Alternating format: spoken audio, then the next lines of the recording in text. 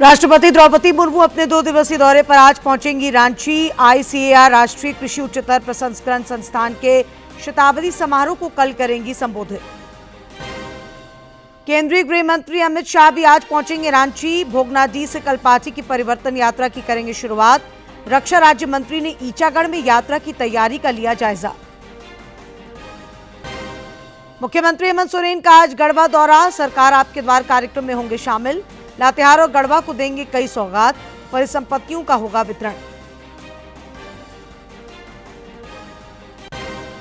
और केंद्रीय मंत्री अन्नपूर्णा देवी ने कुपोषण मुक्त भारत के लिए सामूहिक प्रयास पर दिया जोर। सक्षम और उत्क्रमित आंगनबाड़ी केंद्रों को लेकर राज्य सरकार द्वारा पहल न करने को बताया दुर्भाग्यपूर्ण।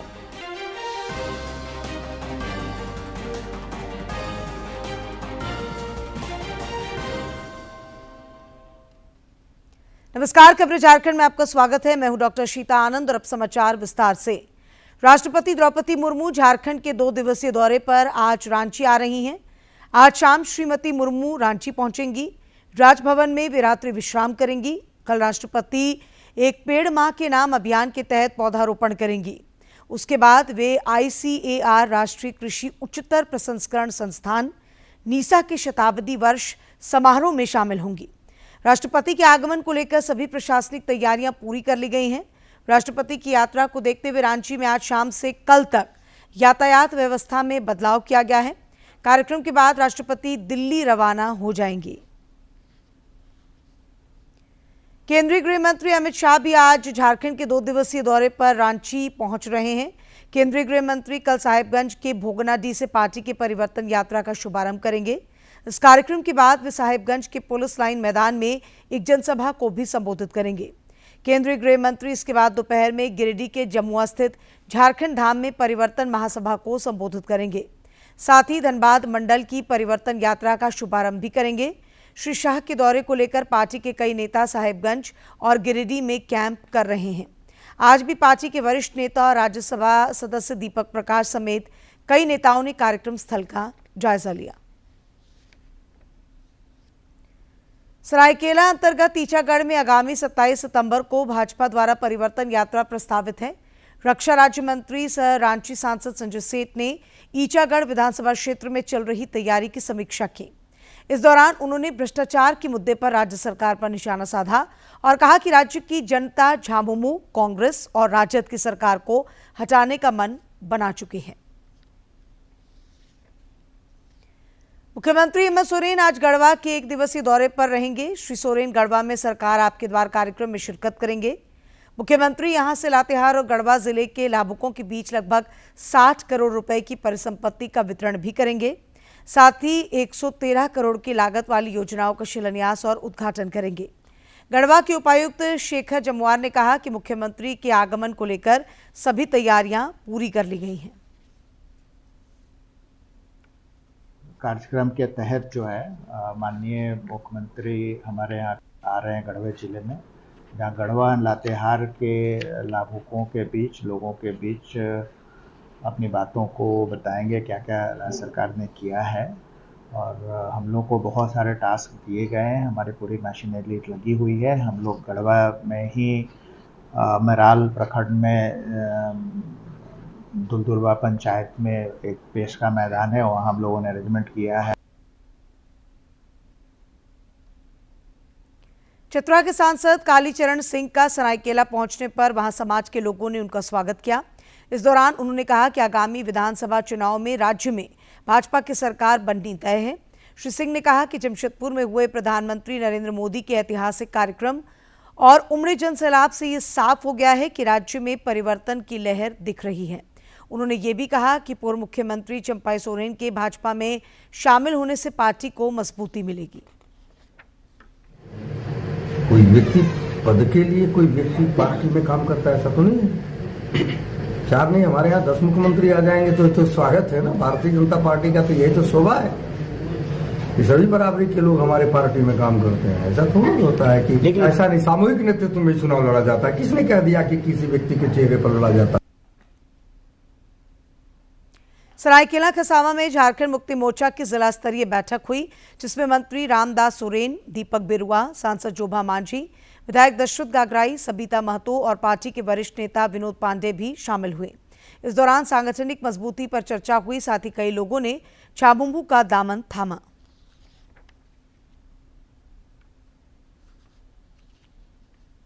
सभी को आज हम लोगों ने इस बैठक में आमंत्रित किया है और वर्तमान में जो सांगठनिक स्वरूप है हमारा सरायकेला खरसावां जिले में, उस सांगठनिक स्वरूप को सुदृढ़ करना, सांगठनिक मजबूती पर आज हम लोग विचार विमर्श करेंगे और वर्तमान में जो राजनीतिक परिस्थिति पैदा हुई है पार्टी के अंदर में, उन परिस्थितियों पर भी हम लोग आज चर्चा करेंगे।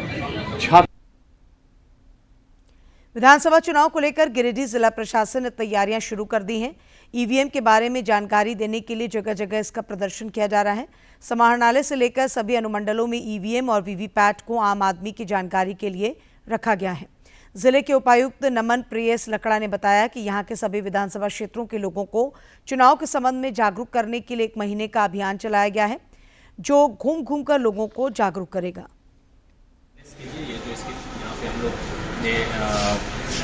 जो डेमोन्स्ट्रेशन सेंटर है, अवेयरनेस कम डेमोन्स्ट्रेशन सेंटर, वो यहाँ पे इस्टेब्लिश किया है जिला समाहरणालय के ग्राउंड फ्लोर में।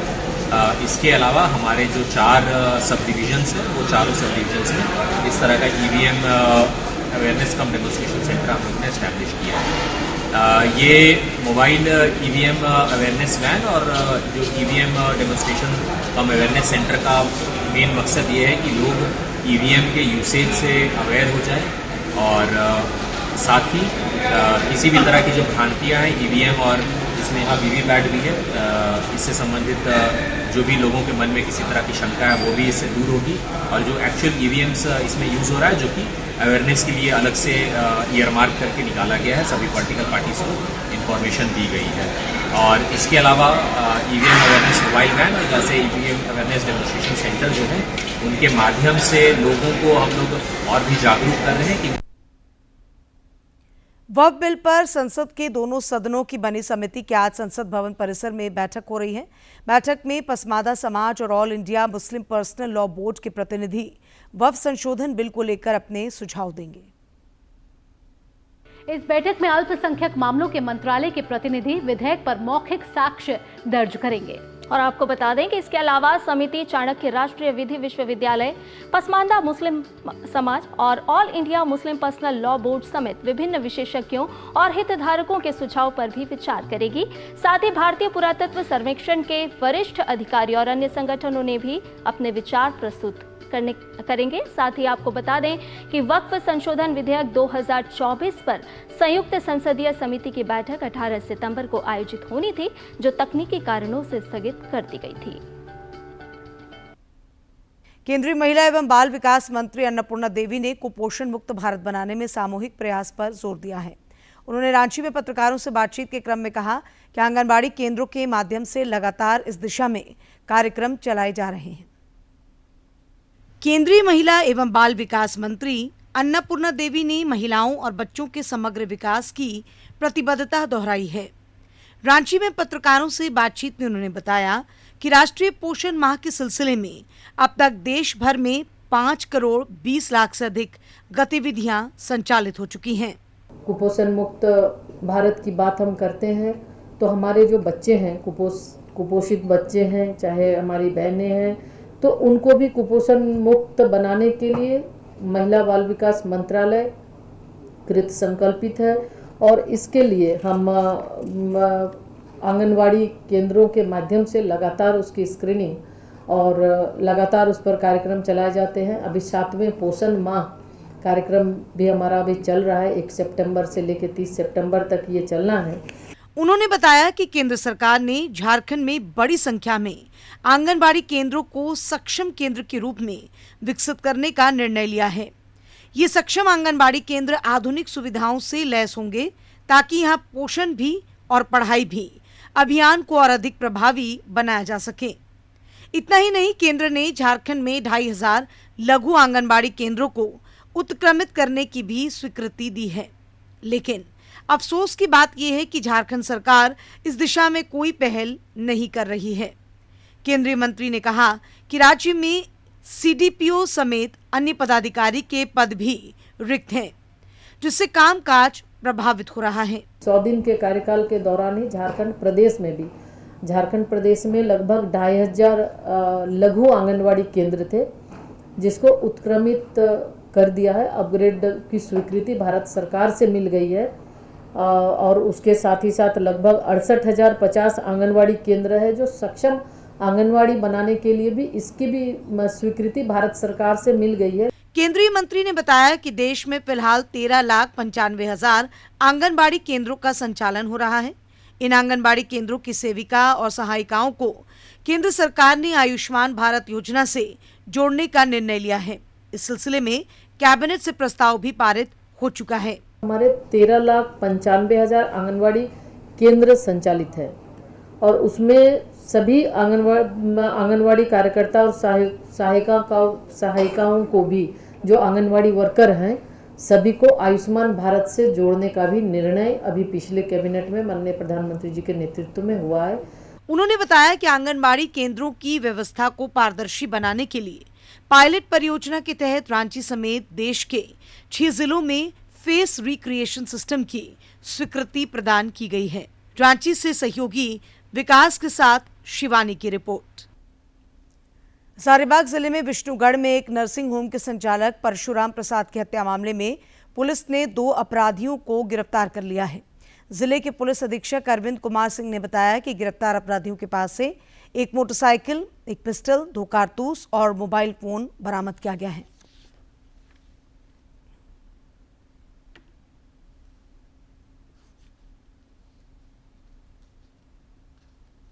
आरोप में हम लोग एक आदमी को पकड़े हैं जो उमेश कुमार पांडे हैं। ये रहने वाले हैं सेरेगढ़ा बालूमाथ लातेहार के। और दूसरा आदमी जो पकड़ा गया है वो धन्नू पासवान जो हजारीबाग का रहने वाला है। इसको टंडवा पुलिस 268/24 टंडवा के केस में उसको जेल भेजी है। ये दोनों आदमी संलिप्त थे उस मर्डर केस में। और कुछ आदमी जो है अभी बाहर हैं, उसको भी हम लोग जल्द से जल्द पकड़ लेंगे। स्वच्छता ही सेवा पखवाड़ा के तहत बाबा नगरी देवघर में कार्यक्रम का आयोजन किया गया। देवघर के CM स्कूल ऑफ एक्सीलेंस के विद्यार्थियों द्वारा मानव श्रृंखला बनाकर स्वच्छता के प्रति लोगों को जागरूक किया गया। इस मौके पर विद्यार्थियों द्वारा स्वच्छता की शपथ भी ली गई। कार्यक्रम के दौरान नगर निगम के प्रबंधक सतीश कुमार ने बताया कि अभियान के तीसरे दिन आज स्कूलों में शपथ दिलाई गई।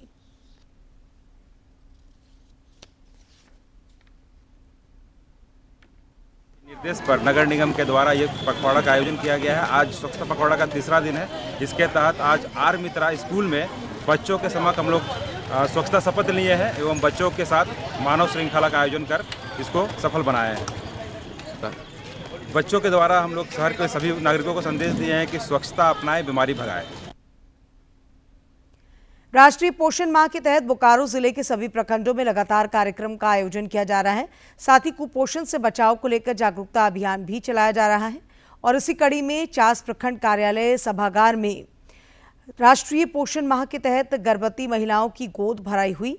इसके अलावा बच्चों की मुंह जुट्ठी रस्म का भी आयोजन किया गया। गर्भवती महिलाओं को पोषण युक्त आहार की जानकारी भी दी गई। मौके पर प्रखंड विकास पदाधिकारी प्रदीप महतो ने कहा कि इस तरह के कार्यक्रम का आयोजन कर लोगों को पोषण का महत्व बताया जा रहा है। जागरूक किया जाता है कि बच्चे का जो प्रारंभिक पाठशाला है उसमें उसको किस तरह से व्यवहार करना है, किस तरह से उठना है, किस तरह से बैठना है, स्कूल जाने के लिए किस तरह से उसको तैयार करना है और उसके साथ उसके पोषण का भी ध्यान रखा जाता है। और खास करके जो गर्भवती और धात्री माताएं हैं उनका पोषण पर विशेष ध्यान दिया जाता है कि अगर वो ठीक से खाएंगी तो वो स्वस्थ रहेंगी और जब स्वस्थ रहेंगी तो स्वस्थ बच्चा उत्पन्न होगा। प्रख्यात पर्यावरणविद पद्म भूषण और पद्मश्री से सम्मानित डॉक्टर अनिल जोशी ने देवघर में प्रवाह संस्था द्वारा आयोजित कार्यक्रम में भाग लिया। इस दौरान उन्होंने किसानों के संपूर्ण खाद्य समस्या को दूर करने को लेकर जागरूक किया। इस मौके पर उन्होंने बताया कि किसानों को कृषि उत्पादन बढ़ाने और बाजार की उपलब्धता के बारे में महत्वपूर्ण जानकारियां दी गई हैं।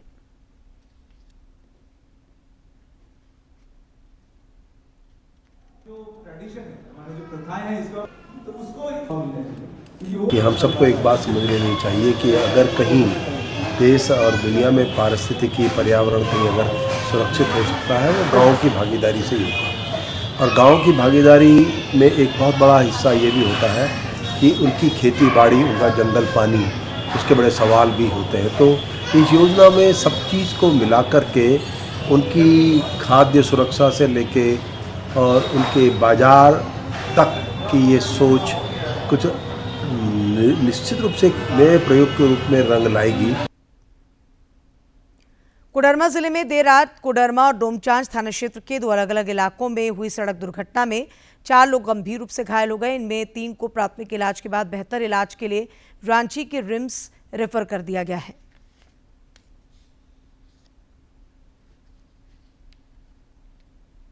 और अब देखते हैं फटाफट अंदाज में जिलों की खबरें।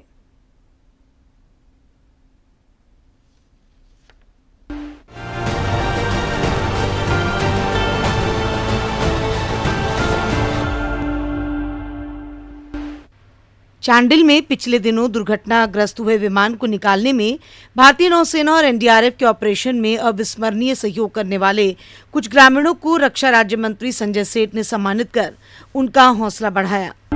गुमला की सिसई प्रखंड के शिवनाथपुर पंचायत में विशेष शिविर का आयोजन कर आम लोगों को सरकार की जन कल्याणकारी योजनाओं की जानकारी दी गई। इस दौरान लाभुकों के बीच परिसंपत्तियों और स्वीकृति पत्र का वितरण भी हुआ। धनबाद में आगामी विधानसभा चुनाव के मद्देनजर मतदाताओं को जागरूक करने के उद्देश्य से 12 ईवीएम डिमॉन्स्ट्रेशन वैन को रवाना किया गया। उपायुक्त ने बताया कि 2 वैन धनबाद, झरिया, निरसा, सिंदरी, बागमारा और टुंडी विधानसभा क्षेत्र में भ्रमण कर लोगों को ईवीएम और वीवीपैट से मतदान की प्रक्रिया की जानकारी देगी। पूर्व मुख्यमंत्री चंपाई सोरेन ने सरायकेला खसावा अंतर्गत राजनगर में 2 दिवसीय फुटबॉल प्रतियोगिता के फाइनल मुकाबले का कल शुभारंभ किया। इस मैच को जादूगोड़ा की टीम ने 2-0 से जीता। श्री सोरेन ने सभी खिलाड़ियों को शुभकामनाएं दी। संपूर्णता अभियान के तहत साहिबगंज के मंडरो प्रखंड में मोबाइल मेडिकल यूनिट के माध्यम से चिकित्सा कैंप आयोजित किया गया। इस दौरान लोगों के स्वास्थ्य की जांच की गई, परामर्श तथा दवाएं भी उपलब्ध कराई गई। साहिबगंज के बरहरवा प्रखंड के रहमतपुर में नवनिर्मित स्वास्थ्य भवन में ओपीडी सेवा की शुरुआत हो गई है। उपायुक्त ने इस बात की जानकारी साझा करते हुए भरोसा जताया कि अब यहां स्थानीय लोगों को बेहतर स्वास्थ्य सुविधाएं और विशेषज्ञ डॉक्टरों की सलाह मिल सकेगी। सरायकेला उपायुक्त ने समाहरणालय में आयोजित साप्ताहिक जनता दरबार में लोगों से मुलाकात की और जन समस्याओं के निराकरण के लिए संबंधित अधिकारियों को निर्देशित किया। उन्होंने पात्र लोगों को सरकार की कल्याणकारी योजनाओं से जुड़ने की हिदायत भी दी। चतरा जिले में जेएससीसी द्वारा आयोजित होने वाली झारखंड सामान्य योग्यताधारी संयुक्त प्रतियोगिता परीक्षा को लेकर उपायुक्त ने बैठक कर कदाचार मुक्त परीक्षा कराने को लेकर आवश्यक दिशा निर्देश दिए।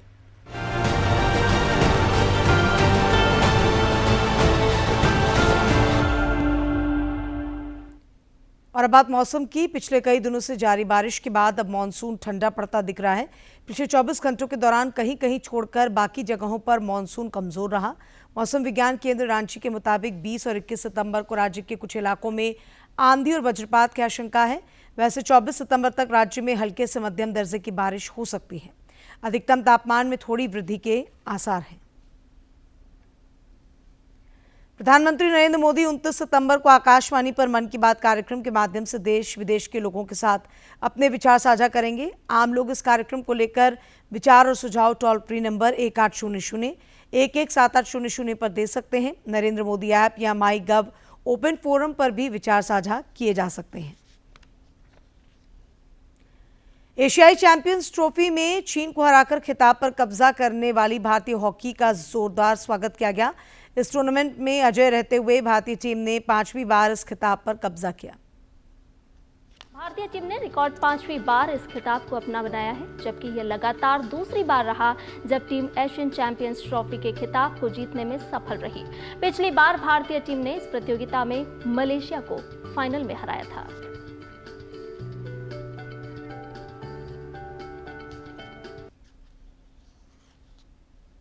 और अब बात कारोबार जगत की।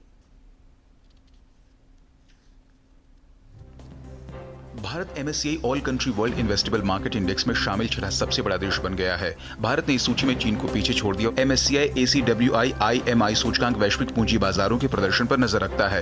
पहली बार भारत इस सूचकांक में सबसे बड़ा तेजी से उभरता बाजार बन गया है। स्टेट बैंक ऑफ इंडिया ने अपनी दूसरी बेसल थर्ड मानकों के तहत टियर 2 बॉन्ड जारी कर 7500 करोड़ रुपए जुटाए। इन बॉन्ड्स की कूपन दर 7.33% और उनकी मियाद 15 साल की है, जिसमें 10 साल बाद और उसके बाद हर साल बैंक को इन्हें वापस खरीदने का विकल्प मिलेगा। बैंक के मुताबिक इस इशू को निवेशकों से अच्छी प्रतिक्रिया मिली है। सेबी का ये इशू 28 अगस्त को जारी किए गए 7500 करोड़ रुपए के बॉन्ड इशू के बाद आया है, जिसकी कूपन दर 7.42% थी। भारत कुछ ही महीनों में पहली अपतटीय खनिज नीलामी करने जा रहा है, जिसमें 10 ब्लॉक शामिल होंगे।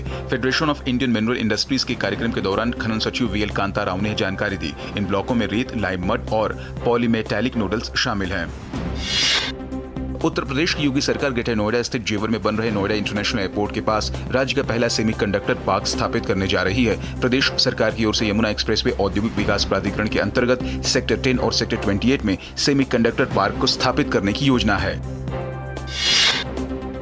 NTPC ग्रीन एनर्जी ने IPO के लिए अप्लाई कर दिया है। कंपनी ने 10,000 करोड़ रुपए तक का फंड जुटाने के लिए मार्केट रेगुलेटर सेबी के पास ड्राफ्ट पेपर दाखिल किए हैं। ड्राफ्ट पेपर्स के मुताबिक यह कंपनी केवल फ्रेश इक्विटी शेयर जारी करेगी और मौजूदा शेयरधारक ऑफर फॉर सेल के जरिए कोई हिस्सेदारी नहीं बेचेगी। यह फाइलिंग ऐसे समय में की गई जब बिजली उत्पादक कंपनियां रिन्यूएबल एनर्जी पर बड़ा दांव लगा रहे हैं और अपनी ग्रीन एनर्जी कैपेसिटी का विस्तार करने की तैयारी में है। डिजिटल इंफ्रास्ट्रक्चर में वैश्विक अग्रणी और SR प्रौद्योगिकी में प्रमुख निवेश करने वाली ब्लैक बॉक्स भारत में अपनी उपस्थिति को महत्वपूर्ण रूप से बढ़ाने के लिए तैयार है। ब्लैक बॉक्स लिमिटेड के पूर्णकालिक निदेशक संजीव वर्मा के मुताबिक बेंगलुरु सेंटर ऑफ एक्सीलेंस, जिसने पहले ही अपने कर्मचारियों की संख्या 300 से बढ़ाकर 600 कर ली है, अब आगे बढ़ने की राह पर है। ब्लैक बॉक्स का लक्ष्य निकट भविष्य में अपने कर्मचारियों की संख्या को 800 से 1000 कर्मचारियों के बीच बढ़ाना है। प्लास्टिक के किचनवेयर आइटम बनाने वाली कंपनी टपरवेयर ने दिवालियेपन के लिए अमेरिका की कोर्ट में आवेदन किया है। कंपनी पर $70 करोड़ का कर्ज है। कर्ज चुकाने में नाकाम रहने पर कंपनी ने कदम उठाया है। टपरवेयर काफी फेमस ब्रांड है, दुनिया के कई देशों में इसके प्रोडक्ट इस्तेमाल होते हैं। FATF आज पारस्परिक मूल्यांकन रिपोर्ट जारी करेगी, जिसमें आतंकवाद के वित्त पोषण और धन शोधन से निपटने के लिए भारत सरकार द्वारा उठाए गए कदमों को हाईलाइट किया जाएगा। वित्तीय कार्यवाही कार्यबल FATF ने जून में भारत पर पारस्परिक मूल्यांकन रिपोर्ट को अपनाया था और देश को नियमित अनुवर्ती श्रेणी में रखा था। केंद्र सरकार के मालिकाना हक वाली इरेडा को लेकर बड़ा फैसला लिया गया है। सरकार ने इरेडा को क्वालिफाइंग इंस्टीट्यूशनल प्लेसमेंट के जरिए करीब 4500 करोड़ रुपए जुटाने की मंजूरी दे दी है। इसमें कंपनी अपने फ्रेश शेयर मार्केट में उतारेगी। सरकार ने इस कंपनी में अपनी करीब 7% हिस्सेदारी बेचने का फैसला किया है। एक नजर डालते हैं आज के इतिहास पर। 19 सितंबर साल 2000 का दिन, ये वो दिन था जब भारत की पहली महिला खिलाड़ी ने ओलंपिक खेलों में पदक हासिल किया था। भारत के कर्णम मल्लेश्वरी ने सिडनी ओलंपिक्स में भारोत्तोलन प्रतियोगिता में कांस्य पदक हासिल कर एक नया इतिहास रचा। 25 जून साल 1975 को आंध्र प्रदेश के श्रीकाकुलम में जन्मी कर्णम मल्लेश्वरी को खेलों में उत्कृष्ट योगदान के लिए अर्जुन पुरस्कार और पद्मश्री से भी नवाजा जा चुका है। 19 सितंबर साल 1965 को सुनीता विलियम्स का जन्म अमेरिका के ओहियो में हुआ। सुनीता विलियम्स अमेरिकी अंतरिक्ष एजेंसी नासा के माध्यम से अंतरिक्ष में जाने वाली भारतीय मूल की महिला हैं। उनका नाम अंतरिक्ष में सबसे अधिक समय बिताने वाली महिला अंतरिक्ष यात्री के रूप में दर्ज है। उन्होंने अंतर्राष्ट्रीय स्पेस स्टेशन में एक बार में 195 दिनों तक रहने का रिकॉर्ड बनाया। सुनीता ने सैनन ल्यूसिड के बनाए 188 दिन और 4 घंटे के रिकॉर्ड को तोड़ा। सुनीता विलियम्स अंतरिक्ष से जुड़े विभिन्न अभियानों में कुल 321 दिन, 17 घंटे और 15 मिनट अंतरिक्ष में रहीं। वे भारतीय मूल की दूसरी अंतरिक्ष महिला यात्री हैं, जबकि पहली महिला अंतरिक्ष यात्री। और अंत में मुख्य समाचार एक बार फिर।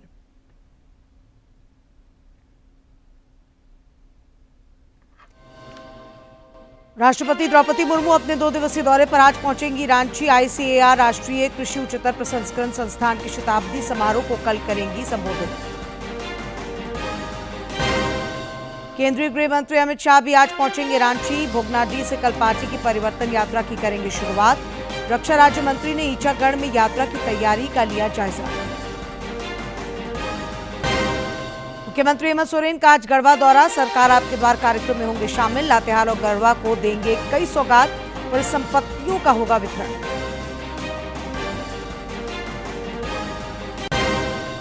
और केंद्रीय मंत्री अन्नपूर्णा देवी ने कुपोषण मुक्त भारत के लिए सामूहिक प्रयास पर दिया जोर। सक्षम और उत्क्रमित आंगनबाड़ी केंद्रों को लेकर राज्य सरकार द्वारा पहल न करने को बताया दुर्भाग्यपूर्ण।